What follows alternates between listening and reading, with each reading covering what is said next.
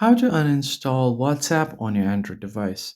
There are quite a few ways to uninstall WhatsApp on your device, so let's see all of them one by one.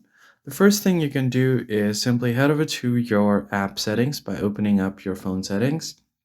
Then you can just go ahead and scroll down until you find apps. And here on apps, you can just search for WhatsApp. Once you've searched for it, hit enter. And now simply select your app. And then you have an option to uninstall. So just tap on this uninstall button right below, and then you should be able to uninstall WhatsApp.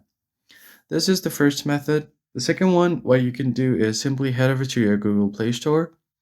And then from here, you can tap on search and then search for WhatsApp.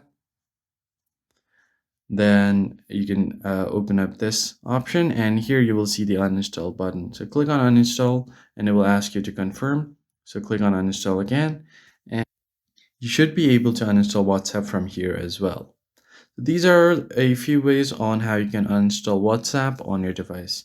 I hope this tutorial was helpful to you. I'll see you on the next one.